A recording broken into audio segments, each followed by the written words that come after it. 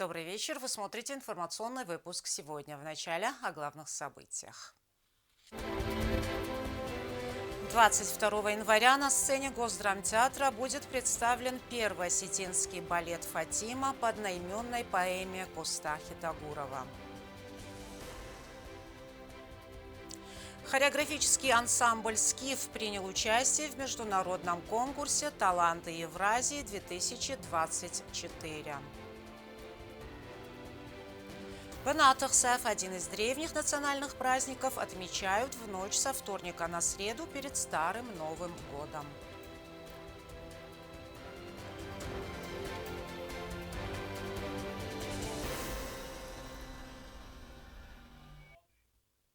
Ограничение на движение по Транскаму снято с 12 часов, сообщили в МЧС Южной Осетии. Ограничения сняты в связи с возможностью обеспечения безопасного проезда по трассе. Транскам был закрыт накануне вечером из-за сильного снегопада. На Североостинском участке трассы с утра проводились работы по расчистке дорожного полотна от сошедших за ночь лавин. Состояние накануне ранившего себя жителя Южной Осетии стабильно тяжелое, он находится в реанимации. В РММЦ отметили, что больному очень повезло, удалось выжить после сильнейшей потери крови. Благодаря своевременной профессиональной помощи медиков пациента удалось спасти. Елена Газаева с подробностями.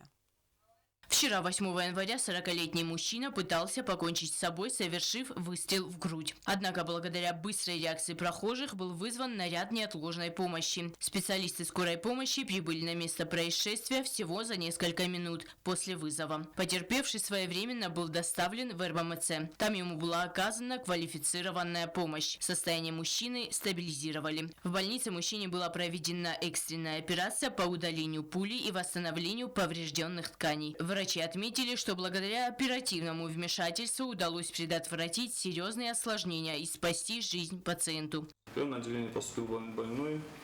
Малдзигов в крайне тяжелом состоянии. Часть состояния была обусловлена огнестрельным ранением, сопутствующим тяжелым кровотечением. Суммарно он потерял около с момента поступления ранения до операции около 3 литров крови. Все вместе было. Такие ранения вообще редко бывают. У него было полное пересечение под ключичной артерией. С таким обычно не доводят до больницы, но учитывая, что там на месте помощь оказали вовремя, привезли сюда. Здесь, соответственно, был он сразу доставлен в операционный блок, пропирован, наложен сосудистый анастомоз, кровотечение в конечности было восстановлено. После чего он был переведен в реанимационное отделение. На данный момент состояние больного тяжелое, больной уже экстубирован, больной в сознании, контактен. Дальше будем лечить. После полной стабилизации состояния больной будет переведен на дальнейшую реабилитацию и плановое лечение. Так же, как отметил хирург Сослан Джоев, пациент находится в сознании и отмечается положительная динамика состояния здоровья. В настоящее время он находится под наблюдением врачей. Следственные органы уже начали собирать свидетельские показания, изучать медицинские документы и проводить экспертизу, чтобы установить все обстоятельства случившегося и понять мотивацию действий пострадавшего. 8 января 2024 года в городе Цхинвал Малдзигов Константин Яковлевич 1984 года рождения причинил себе огнестрельное ранение.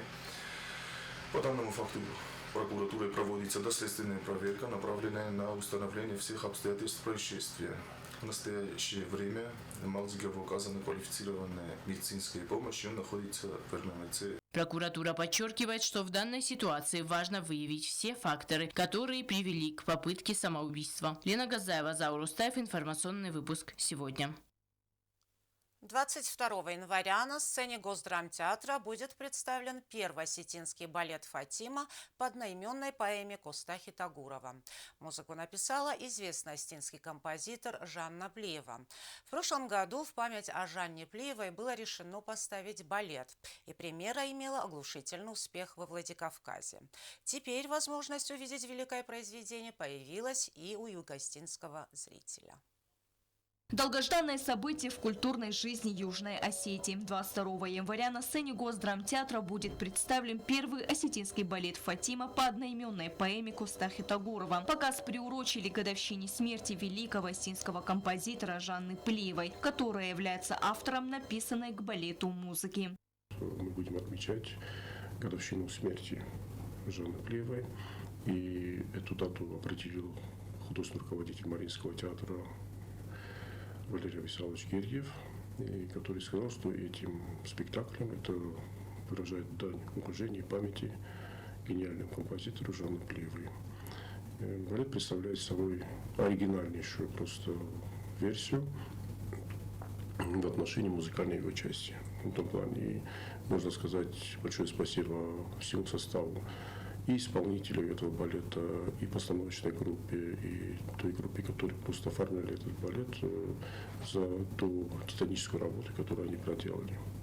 Работа над проектом началась сразу после ухода из жизни Жанны Плиевой. Еще с 80-х годов прошлого столетия композитором вынашивалась идея о постановке балета «Фатима». Однако по разным причинам осуществить ее не удалось. В прошлом году по инициативе художественного руководителя Мариинского театра Валерия Гергиева в память о Жанне Плиевой было решено поставить балет. 80-е годы, это конец 80-х годов, когда Жанна Плиева вместе с Анатолием Азаревичем создавали этот балет. Анатолий Азаревич выступил как автор либретто.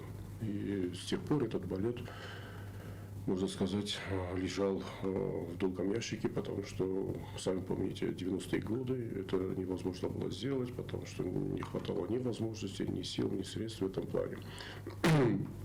Только вот в последнее время, когда мы с Валерием Абисаловичем возвращались к этому вопросу, наконец мы хотели это сделать еще до момента, пока Жанна Плиева была жива еще. Но судьба как бы по-другому все это решила, и когда ее не стало, Валерий Абисалович жестко уже поставил перед всеми эту задачу, чтобы балету быть.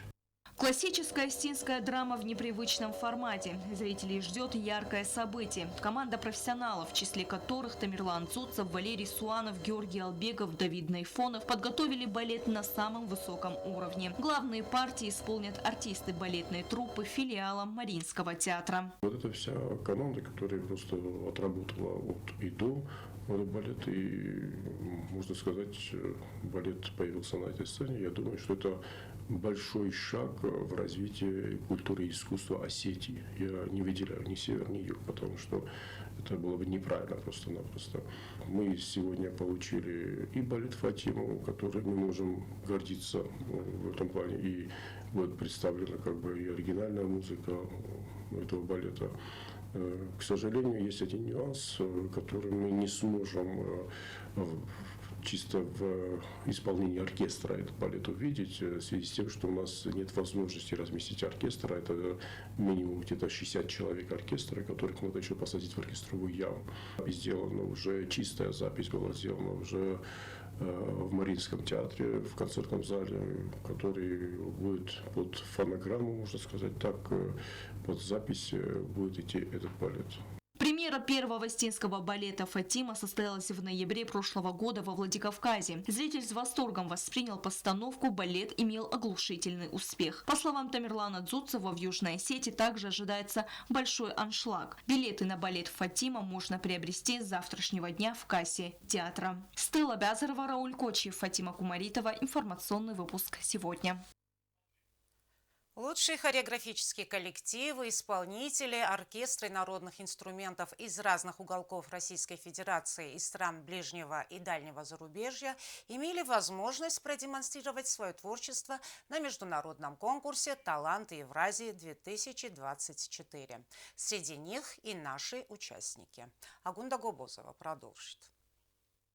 Конкурс красоты и таланта. В Ланчике состоялся 8-й международный конкурс «Таланты Евразии-2024». В нем приняли участие лучшие хореографические коллективы, вокальные исполнители, оркестры народных инструментов и отдельные исполнители из разных уголков Российской Федерации и стран ближнего и дальнего зарубежья. В числе участников и юго-осетинский хореографический ансамбль «Скиф» при лицее искусств имени Аксоколиева. Коллектив ансамбля представил на суд зрителей 2 танца и был удостоен почетного 2-го места.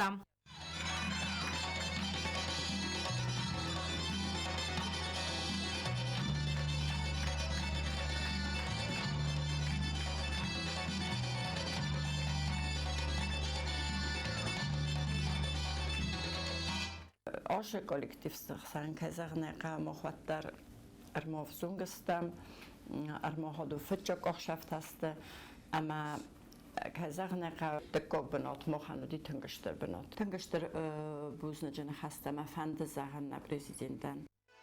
Свое мастерство также показал юный музыкант Марик Мамиев. Он сыграл на гармонии.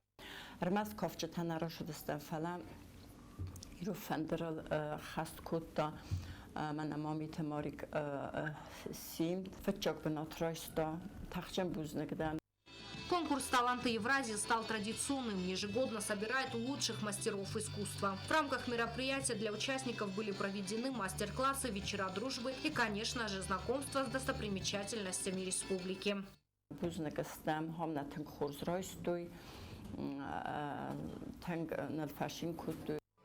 Конкурс помогает молодежи разных национальностей сблизиться и понять культуру и традиции друг друга. Агунда Губозова, Оксана Таттаева, Арзу Мамедова. Информационный выпуск сегодня. Во вторую неделю Нового года, в ночь со вторника на среду, жители Осетии отмечают Бенатахсов – праздник покровителя жилища. Согласно поверью, для того, чтобы домочадцев обходили стороной беды, необходимо заручиться покровительством домового. О традициях, связанных с этим днем, расскажет Оксана Джоева.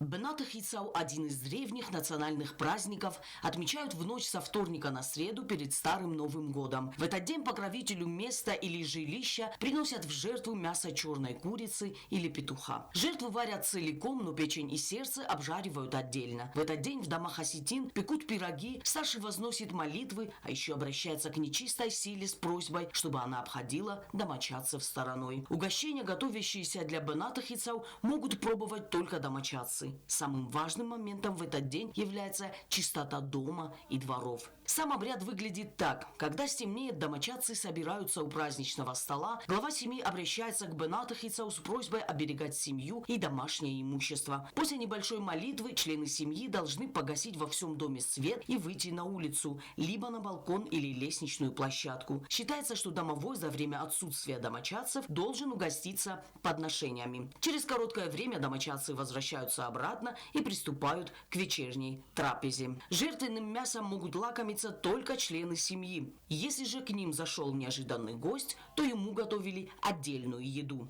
Поэтому люди, зная о празднике в этот день, старались не ходить друг к другу в гости. Оксана Джоева, Фатима Кумаритова, ГТРК ИР. Информационный выпуск сегодня. А сейчас узнаем, какая погода нас ожидает.